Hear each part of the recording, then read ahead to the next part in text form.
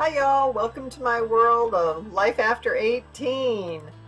We have some interesting things to talk about today. I am thinking that you are possibly in your senior year of high school and thinking about getting your own apartment, moving out, getting roommates, doing all that. How exciting is that, right? You can have your own place, you can make your own rules, and you don't have to listen to mom and dad anymore. Yay!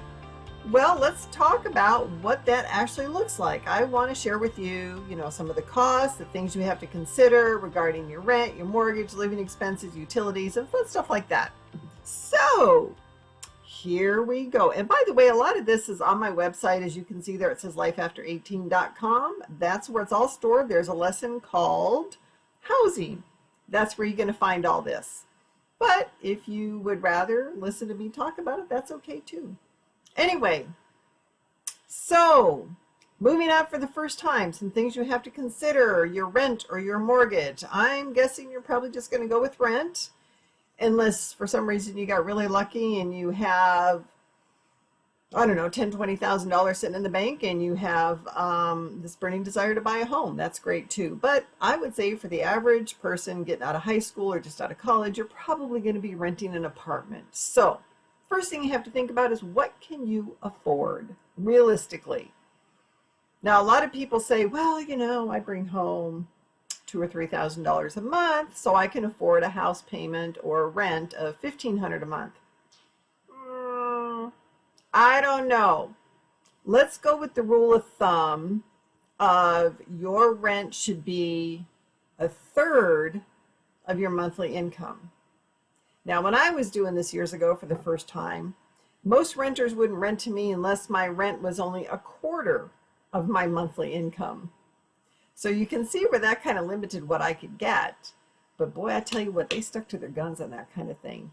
No exceptions. Well, now, like I said, from what I understand, if it's a third of your monthly income, they're going to look at you seriously as a renter, a serious renter, I should say.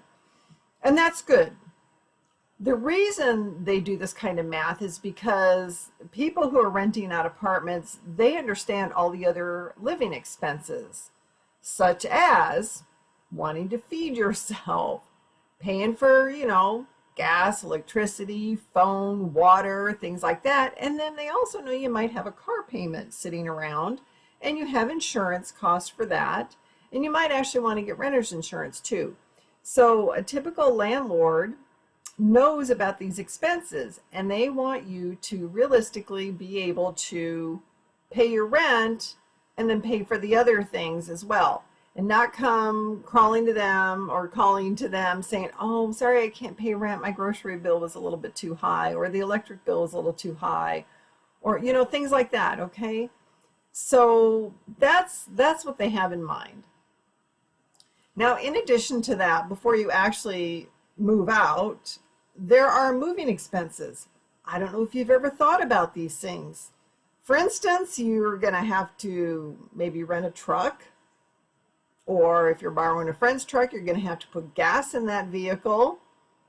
But also, if you are renting a truck, you might have a security deposit on that truck, the moving van. And then you're going to have to somehow acquire boxes and packing materials. Those could be cheap. We'll talk about some options here in a minute. And then you also have security deposits on this apartment. All landlords will calculate security deposits different, and they have them for different reasons.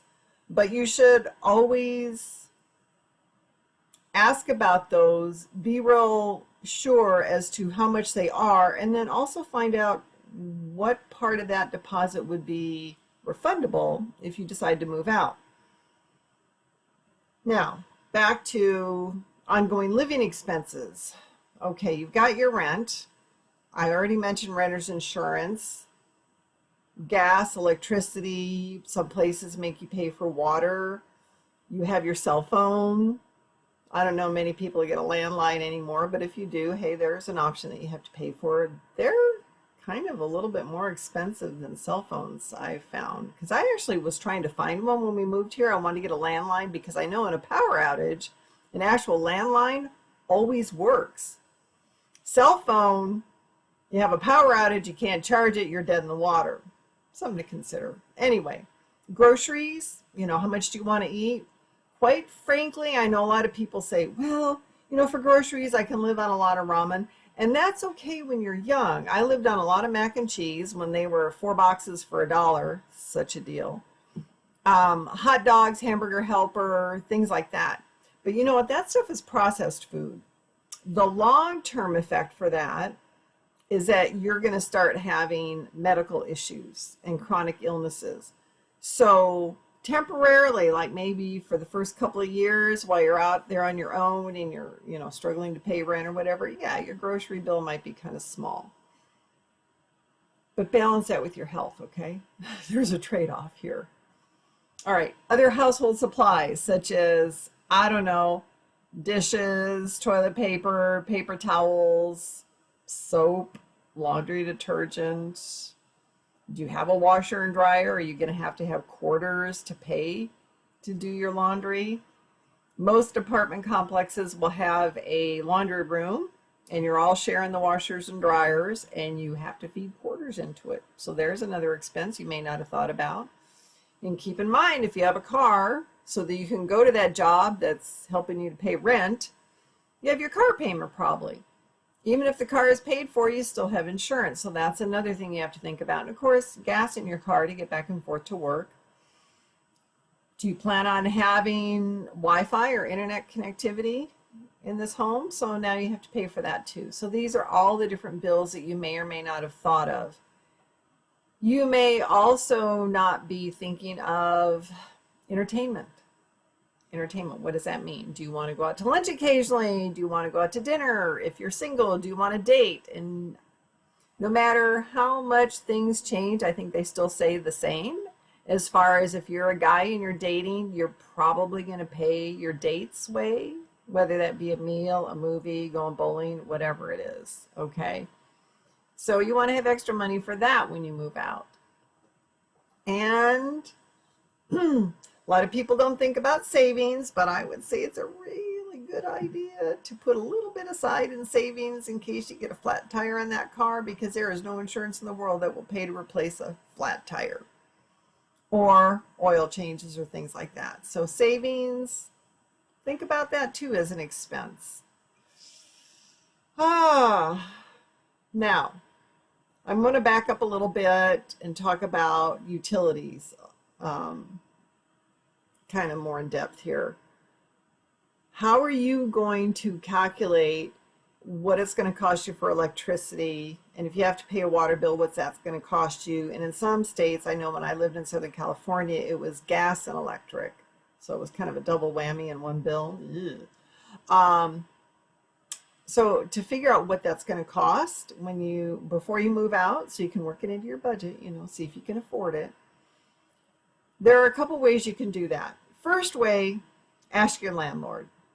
Wherever you're going to go to rent, you can ask him what the average electric bill is for most people. They may or may not know that because every living situation is different. For instance, if you have 2 people in an apartment versus 1, your electric bill is going to be a little bit higher.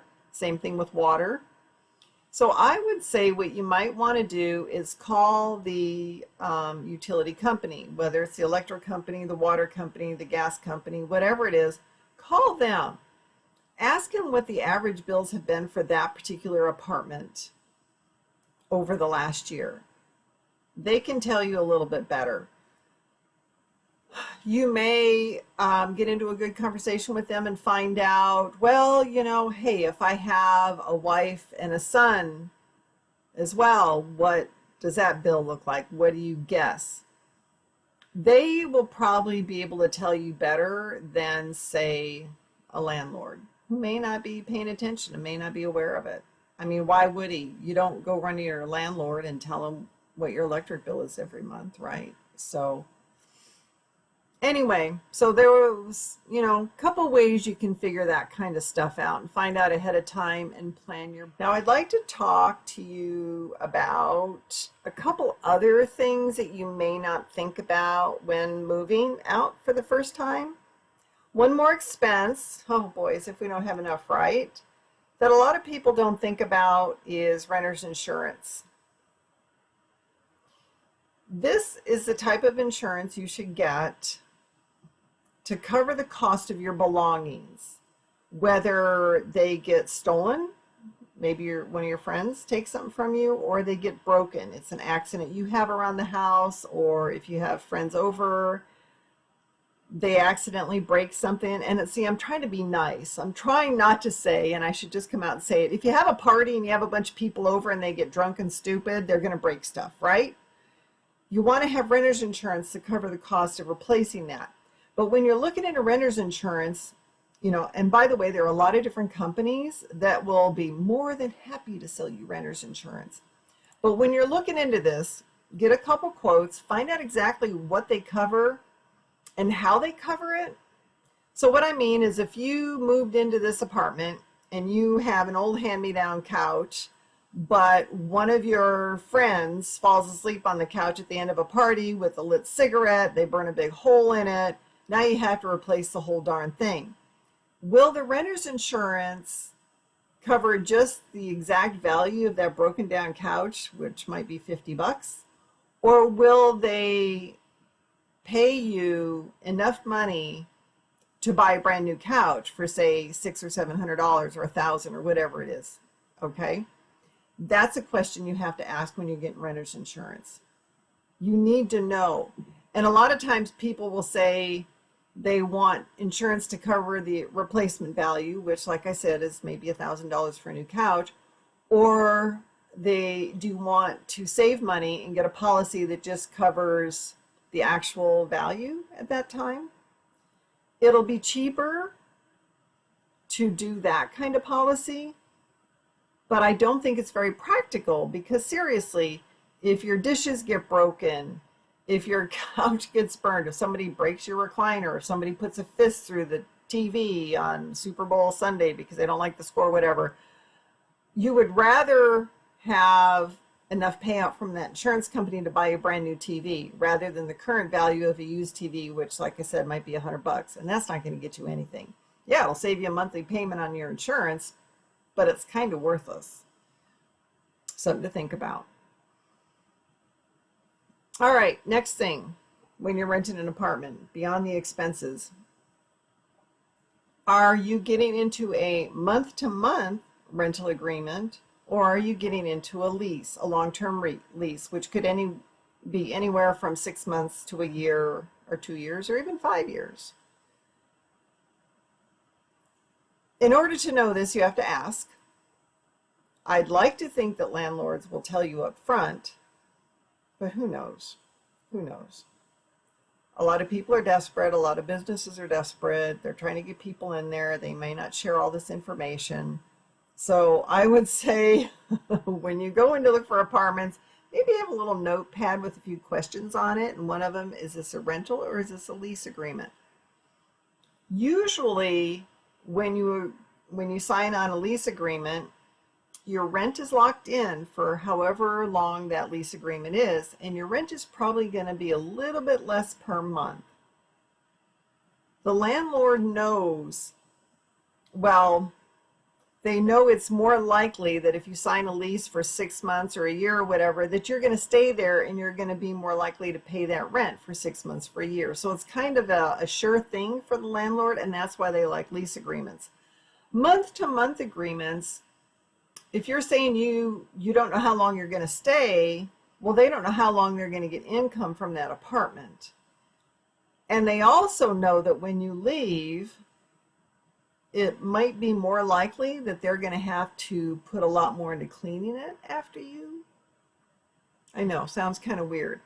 So for instance, if they have their opportunity to do month to month and they're having to get a new tenant every month, they're going to have 1 month or a couple weeks where the apartment's going to be empty, where they're cleaning up, basically. So they're not making as much money, which means they might charge you more rent on that month-to-month deal.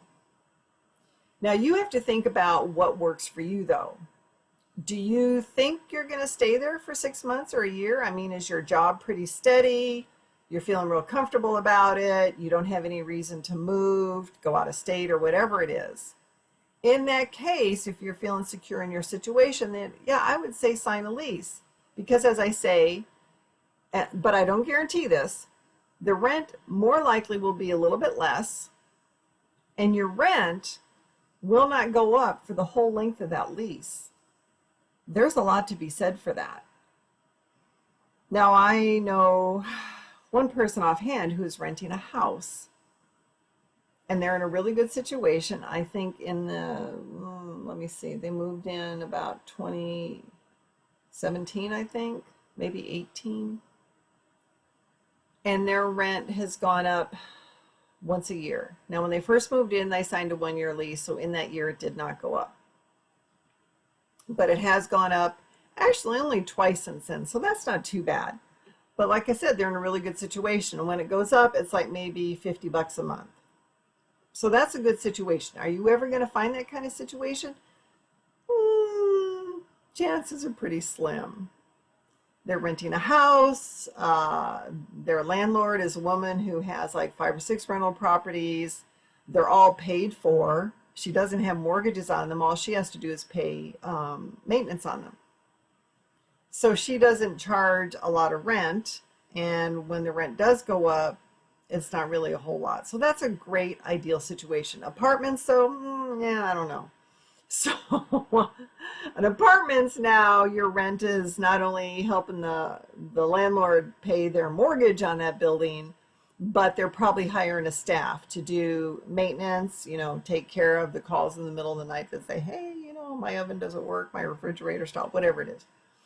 And they're paying probably a landscape company or something to that effect. So anyway, rentals, month to month versus lease. Look at your contract. You're going to have to sign a contract. You're going to look for those details in there where you can see the length of the lease. Up to you which way you want to go. Personally, I think a lease is good if you're feeling pretty secure in your job and your own personal financial situation. Do a lease every time.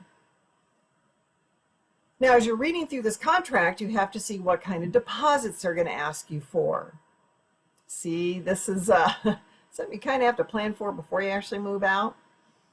Deposits, they could be cleaning deposits, they could be pet deposits if you're bringing in a cat or a dog. Oh yeah, find out if they even allow you to do that. They could be security deposits. I've never quite understood that one. I can't think of what else. So you've got a couple of different deposits. With those, you have to ask the landlord, what's refundable here? Okay. Cleaning deposits generally are refundable if you leave the apartment in the same condition in which you found it. Really, really clean.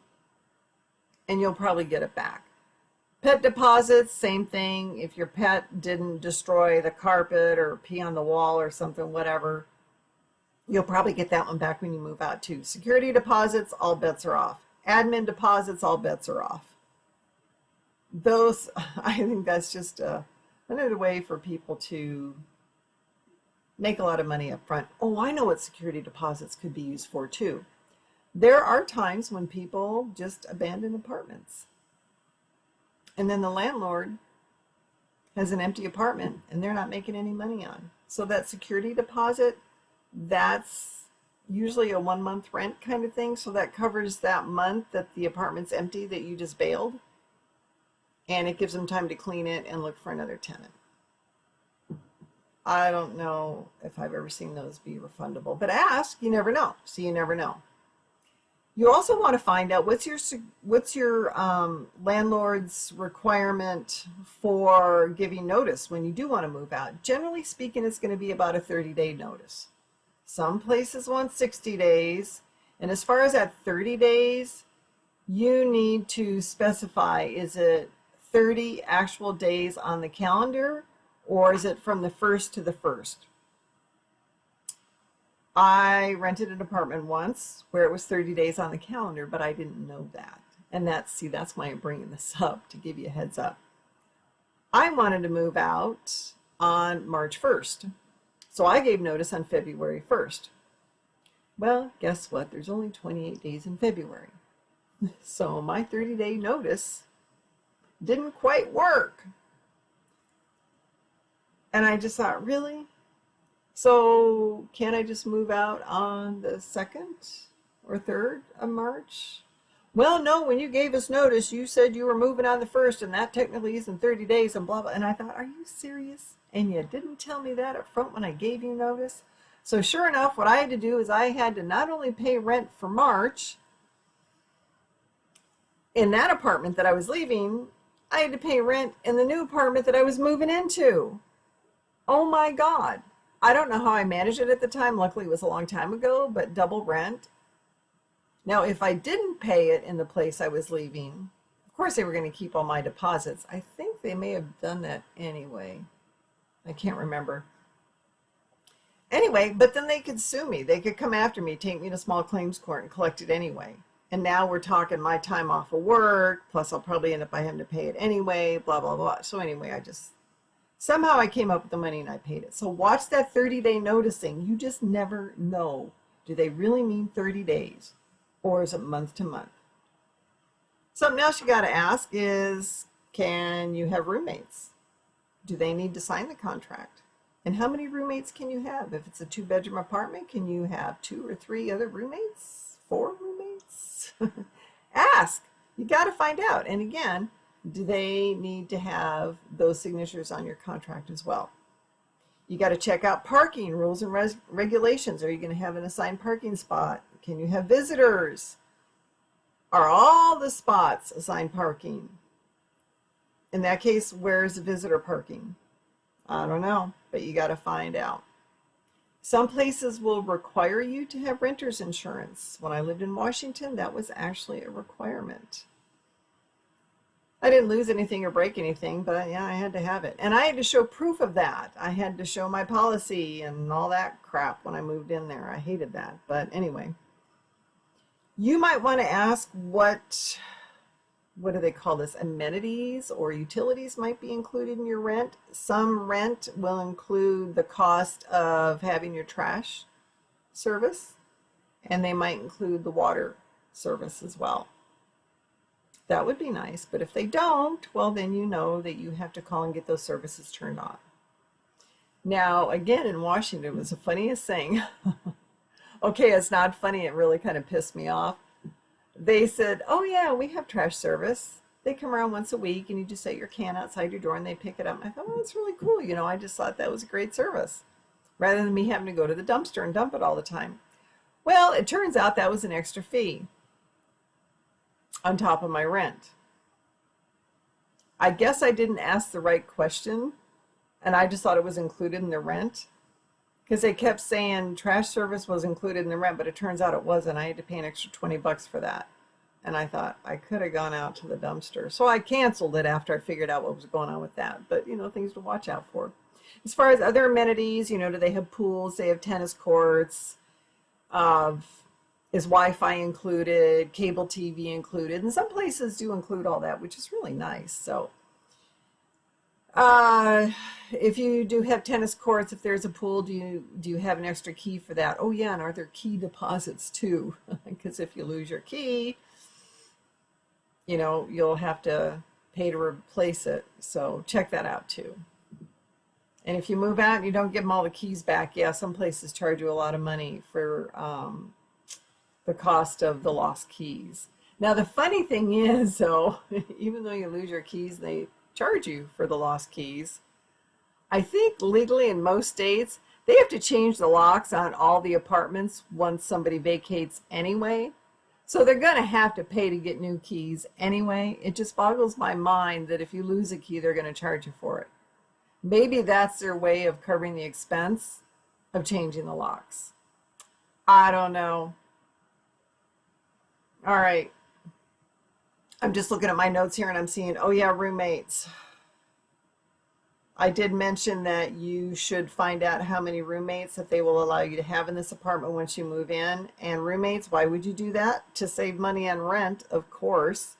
I mean, if they're requiring that your rent can only be a third or a quarter of your paycheck, and you can't do that, then you're going to have to get roommates.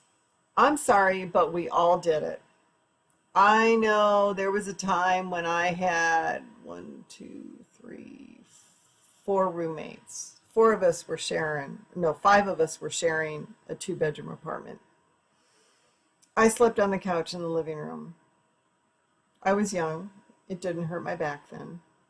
There's no way I could do that now. But we all do it just for the sake of being out on our own, making our own rules, and having that freedom. You know, it's kind of neat. So roommates, if you're going to do this, to protect yourself, the landlord may not require they all have signatures on the contract, but you should require that. That way, if any one of them leaves, they're still legally responsible for their share of the rent. And it kind of, you know, the fact that they're signing the contract kind of ensures that they're a little bit more serious, a little bit more committed to this whole process, okay? So it's something I would just seriously consider. Other things you should consider, and I think I've done like a whole show on this with roommates. Who's going to sleep where? Like I said, I had to sleep on the couch for a while. There was one time when I actually just had a sleeping bag on the floor. Again, it kind of sucked, but hey, we did what we had to do.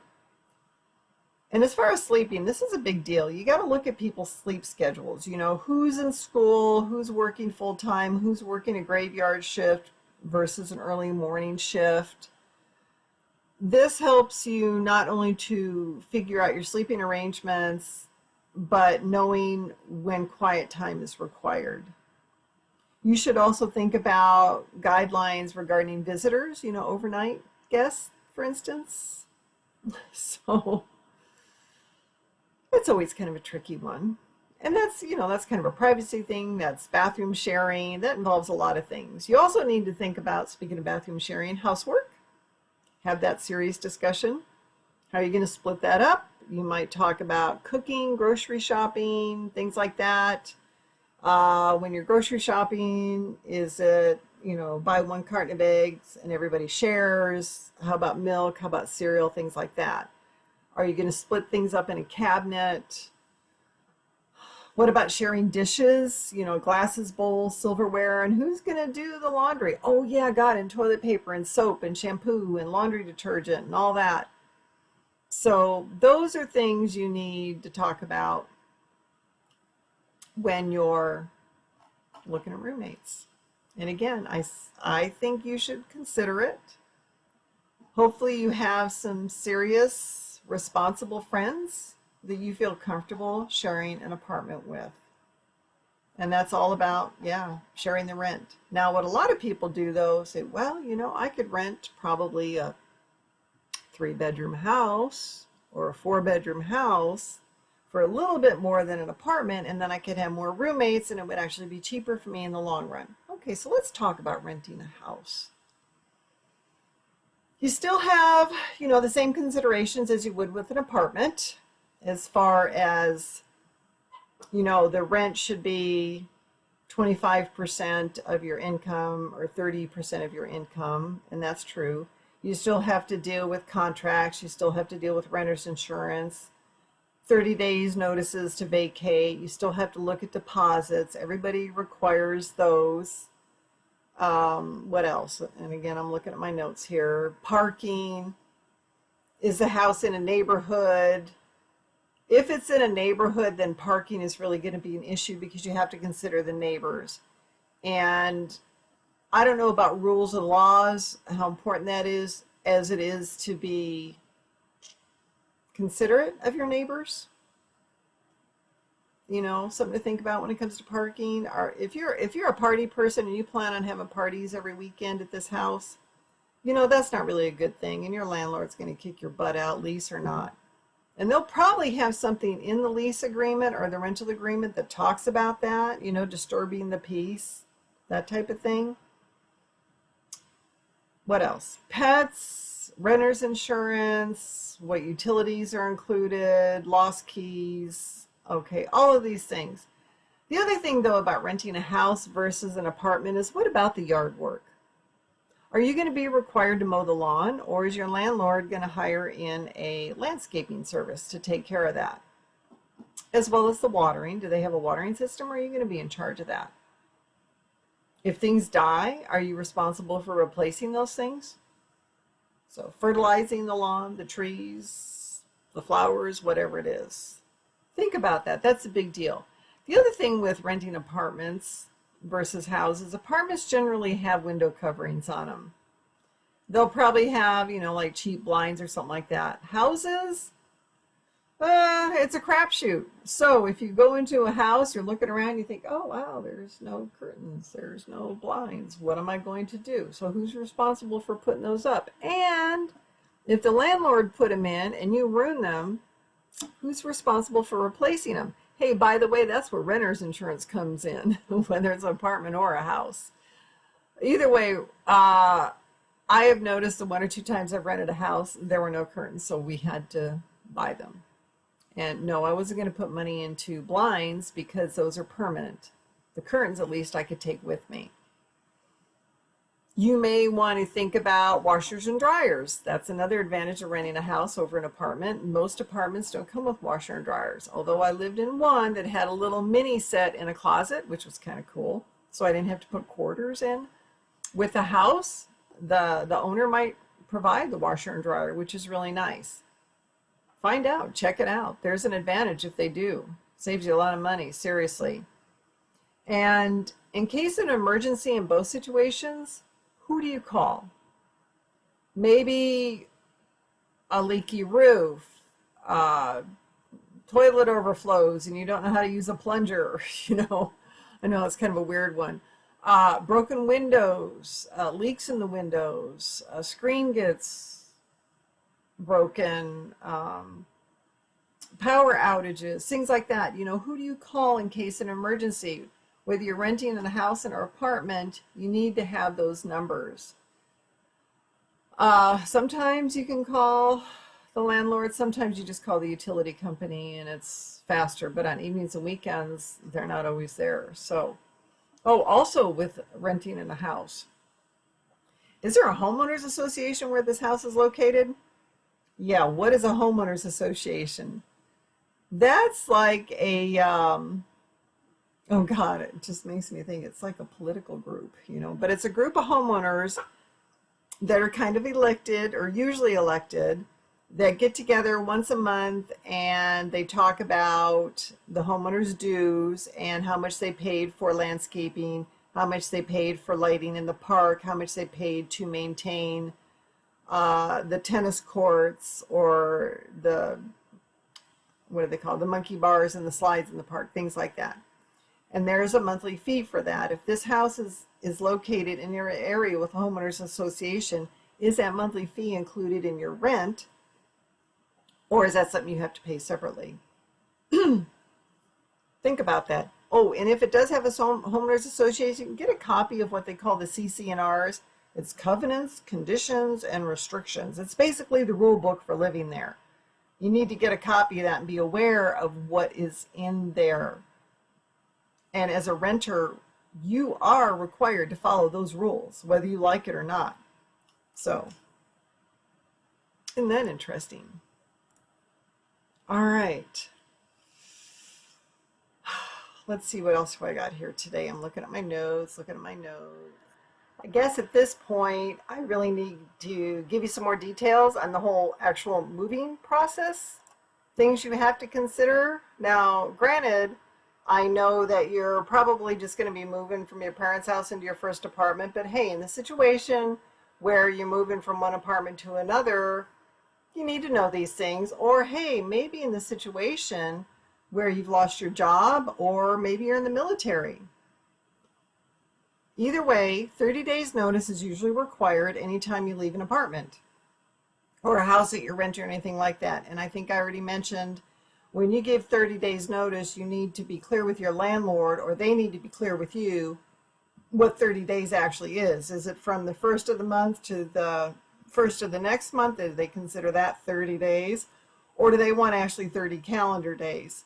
Either way, though, there are situations where you may not be able to give 30 days notice. Like I said, if you lost your job and you're not sure how you're going to pay rent again, you just have to do what you got to do. Now, in that situation, a landlord could be really nice and just say, hey, don't worry about it. I understand. Pay whatever you can or whatever it is, and they'll just let you go. Some landlords, they're not so nice, and they might just I don't know, try to sue you like small claims court and make you pay for it one way or another, like garnish your wages, and that really sucks. But there are other situations, like I said, in the military.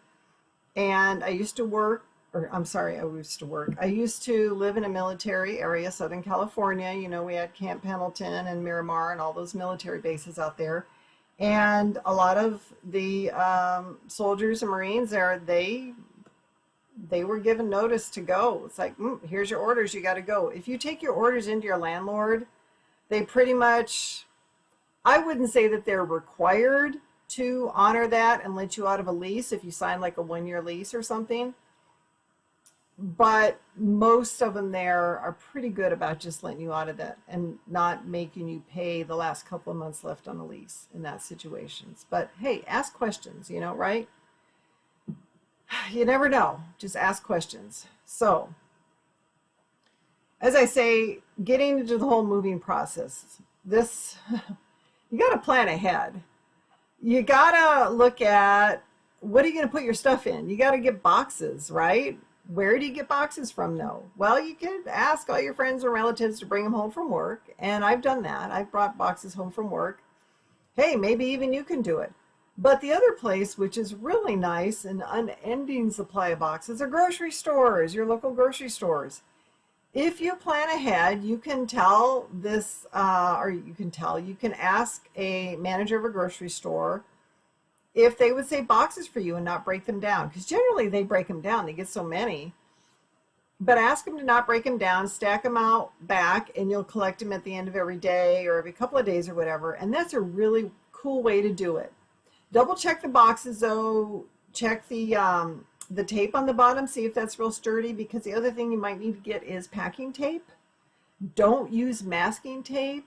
Oh my God, that's the weakest tape out there. I mean, it's handy for some things and it's inexpensive. Packing tape is really strong. I mean, there's nothing worse than carrying a box or having a friend carry a box of your stuff in and then the bottom just falls out and all your stuff is all over the ground. It's very embarrassing, especially if it's the bathroom box. Anyway, so boxes, grocery stores. Now, if you are moving maybe a little bit quicker than you thought and you can't get to a grocery store to make those arrangements, I would say cruise around behind the grocery store anywhere. But the other option is you can go to like U-Haul or Lowe's or Home Depot or something, and they actually sell flattened out boxes that you can buy. They're kind of expensive that way. I like free better. So, but hey, if you're in a bind, and I've had to do this too, you just go there and you buy it. You might also want to consider packing materials. That would be extra paper that you use to wrap like glass dishes or lamps and things like that. So whether it's paper or bubble wrap, the bigger bubble wrap, the bigger the bubbles, the better, usually better insulation. Things like that, protect your valuables. Look at stuff like that too. And do this ahead of time. Don't wait until the week before you move. Say, oh my God, I need boxes. Oh my God, I need packing tape. Oh my God, I need that. That's crap. Start looking a couple of days or a couple of months, ahead of time and store up the boxes, the packing tape and all that, because not only will it possibly take you a minute to get all those supplies, it's going to take you longer than you think to pack up all your stuff. And everybody says, oh, I can just move the clothes on hangers. You know what a pain in the ass that is? I mean, if you have to do it, great. But what about the clothes in your dresser drawers? What about the clothes in the laundry basket? What about dishes? If you're moving out of your parents' house, are they going to let you have dishes and pots and pans, that they have? Maybe they're going to share with you to get you started. Maybe they bought you things. I know when my son first moved out, when he got out of the Marine Corps and he moved out of the barracks and drove cross country to his first apartment to Nebraska, we all bought him things like dishes and pots and pans, things like that he didn't need before moving out of the barracks, kind of like moving out of your parents' house. But maybe they will buy you those things ahead of time. Well, you have to pack those. You got to put them in something to get them there. So don't wait. And this takes time, especially if you're working. If you have any kind of job where you're exhausted at the end of your shift and you think, I don't want to pack. So you might have a day off and then you'll have to pack. But either way, don't leave it to the last minute. Plan ahead, give yourself, a couple of weeks to do your packing, which means you need a week or two before that to gather all your boxes and stuff, okay? And I would say put everything in a box that can go in a box, because if you're getting friends to help, it is a whole lot easier to move a box and say, oh, just put that in the car. Oh, I'll take that in the car. Because now they're stopping every 5 minutes saying, what do you want me to do with this? That's a pain in the butt. The most important thing, though, on that first adventure for packing and moving is you need to have a box that you label first day. Yeah, first day. Generally speaking, after you move into your first apartment, you're exhausted. And the first thing you're looking for, if it's not the toilet paper, it's going to be the TV remote. So I would say make a box called First Day, and what you're going to put in there, you're going to put in things like toilet paper, bath and face towels, toothbrushes and toothpaste, deodorant, soap, shampoo, whatever you use in the shower, probably a change of clothes, and a clean pair of underwear. You will maybe need light bulbs in there. The first time I moved into my first couple of apartments, they didn't have light bulbs in the ceiling fixtures in the kitchen and in the bedroom. It was the damnedest thing. Anyway, so light bulbs. Oh, and the way I find out is the sun goes down and it's pitch black. I go to turn on the light switch and there's no light. It's like, shit. So anyway, other things you would put in that first day box, and this might be 2 boxes. A couple of cups, a couple of dishes, some silverware, kitchen towel, paper towels, maybe a pot or a pan or a fry pan or something so you could cook on that first day or 2. You might also want to consider sheets and blankets. I'm guessing if you're moved from your parents' house, you might be bringing your own bed. Yeah, bring the sheets and blankets so you can actually sleep on that bed the first day. I mean, I suppose you could without sheets and blankets, but put your pillow in there at least, okay? And again, the TV remote. It seems to me the TV always makes it into the new apartment and nobody can find the damn remote.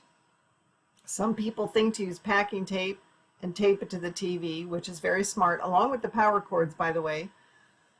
But some people don't think of that. So put it in the first day box. Also, chargers for your phone, I would stick in there if you don't carry them in your purse or your backpack or whatever, or leave them in the car. Put them in the first day box. Power cords, if you're carrying your computer in, you want your power cords in there too. Oh yeah, I already mentioned the power cords for the TV. So this is the first day box. This is the most important box ever. And it should get transported in the front seat of your car, not in the moving van.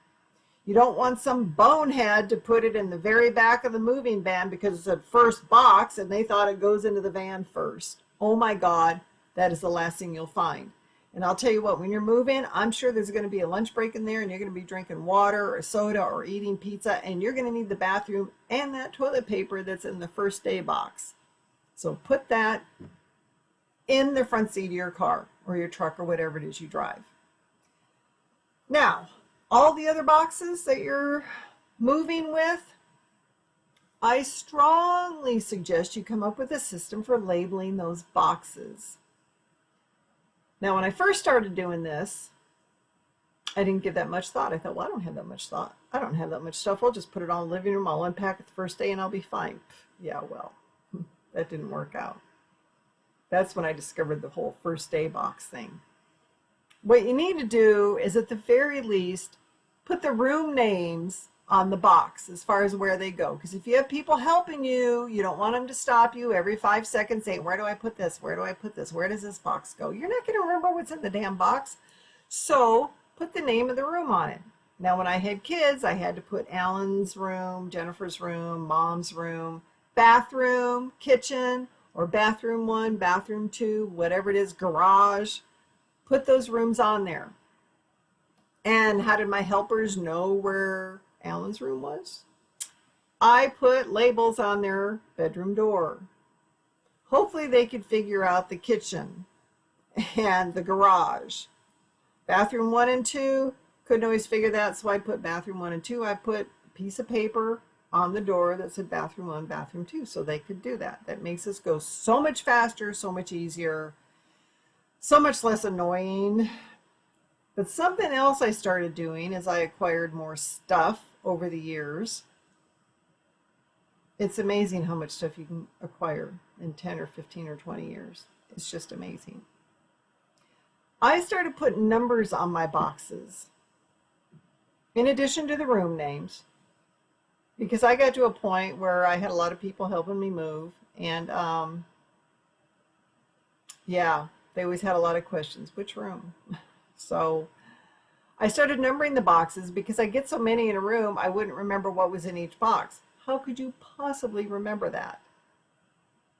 Because eventually I acquired, what do they call it, knickknacks, tchotchkes, and stuff like that, books, So what I would do, rather than try to write the whole inventory on a box, I'd put a number.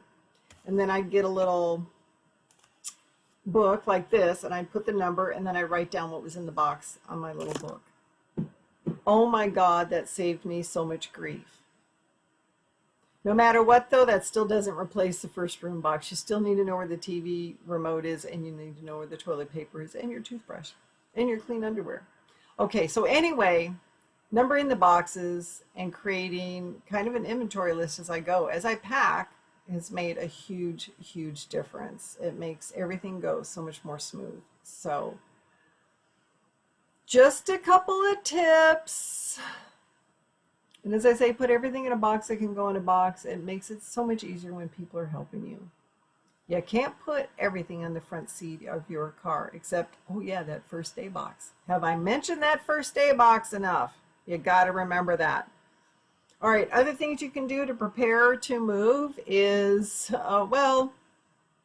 okay, I was going to say have the utilities turned off where you're leaving, but hey, if you're leaving your parents' house, you don't want to be doing that. And I mean, it could be funny. But on the other hand, like the electric bill is in their name, and the electric company is not going to just take an order from anybody who calls saying, oh yeah, turn off the electricity at this address. Yeah, no, so you can't do that. But again, if you're moving from one apartment to another, yes, you need to make a call, have the electricity turned off where you're leaving. Tell them what day to turn it off, by the way. Don't say, oh, turn it off now, because maybe you need 2 days to come back in and clean, okay? But where you're moving to, you need to call ahead and have the electricity turn on. And if you have gas and electric and water, and I don't know if you still have a landline, if you want to use that, if you want to have that stuff turned on before you move in, or at least the day you move in, you need to call ahead. And a lot of these companies, they want 30 to 60 days notice to do that. Cable companies are the worst. I don't know if anybody still uses cable TV, but you might use internet service. So if you need internet service turned on in your new location, again, a lot of companies need 30 to 60 days to get that done. So call ahead, have it turned on so it's there on the day you move in. And I would say make sure it's turned on. You might even want to hedge your bets and say do it the day before you move in. Yeah. Because, I don't know, I've had some experiences where I get there that first day and there's no electricity until 7 o'clock that night. So you're sitting there in the dark. That sucks. All right. Next thing, again, in preparation for your move, is the whole change of address. Again, if you're moving out from your parents' house, I don't know, how many bills do you have? You might have the cell phone bill might be in your name. You might have your car payment. Car insurance. I'm trying to think of what else you would have. That might be the only things you have up until this point. So you still need to let those people know that you have a new address. Now, yeah, you do an online bill pay, but for instance, with your car, the bank that you're paying your car loan through, they want to know where you live. And there's a lot of reasons for that. I probably shouldn't go into that, but they want to know where you live. And your phone bill, hey, maybe your cell phone doesn't have service out there, so you call and you check and you tell them ahead of time. Or they have it and the service is really crappy, okay? But they might switch your towers, as far as, well, where your cell service is going to be routed through to get to you in your new address. Either way, change of address, do a change of address. A lot of times you can do this stuff online. You might want to also do it through the post office though. There's a little paper form, or again, you can do it online. Let them know, because if you forget something, I mean, moving is a lot of work. It can be stressful. You try to stay organized, but things slip through the cracks. So I would say just cover your butt and do the USPS change of address online too. Or as I say, go to the post office, fill out their form, whatever you want to do. And that way, if you forget anything, they will still make sure that that bill or that information gets forwarded to you. Okay? And you don't miss a payment or whatever it is. Oh, you also want to let your employer know. I'm assuming you have a job and that's how you can afford to move out. Let your boss know that you're moving. They kind of put it in through, payroll. They put it in through Social Security. Crap, I don't know where else they put it in through. Health insurance that you might have. All that gets updated through your employer. So let them know what your new address is. And of course, the landlord that you're leaving, let them know, because hey, if you get any refunds on those deposits, God knows you want that check to show up in your mailbox eventually, right? And everybody says, oh, they can just pay me online. Really? Do you want to give your checking account or your bank account information to your landlord? Maybe they're a jerk. I wouldn't do it. To me, the fewer people that have my bank account information, the better off. The less likely you are to have to risk identity theft. Okay? So let your landlord know. All right. Part of the moving process. Now we're getting into it. You've got everything boxed up. You've got all your boxes labeled. You got them all numbered. Now you got to get those boxes from point A to point B. You hopefully will call, again, 30, 60 days out if you're going to rent a truck, and arrange to have that truck, okay? You need to find a way to do it. Hey, even if you're working with your friends, you got to tell these people ahead of time. I mean, be respectful of your friends' time. You want them to be your friends longer than just this one move, right? So let them know. Give them 30 days, 60 days notice. Let them know you're moving. And tell them. Arrange the dates. Give them the dates. Be realistic on how many vehicles you need to move your stuff. How many friends do you have to have trucks? Or if it's too many and not all your friends are available with the truck, you're going to have to rent a moving truck of some sort. Call ahead of time. Think about how much, how big a truck you're going to need. I don't know, I could say count the boxes, but if you just have a few boxes, a bed and a dresser, you might only need a 10 by 10 trailer or 10 by 6 trailer or something like that. But if you've got like, living room furniture, couches, chairs, lamps, and then your beds, or maybe you're in a 2-bedroom house, you might need an actual moving van. So think about this. 24-foot truck, 36 feet, whatever. And this is hard work. Don't think it's all going to be done in a day. Now, when I was younger, we could probably get a move done. Well, when I first moved out of my parents' house, that was a car drive across the U.S. and I had everything I owned in the trunk of my car and everything, just like my son getting out of the military, and that's all I had, so it was no big deal. But you get in, you unpack, you're done in an hour.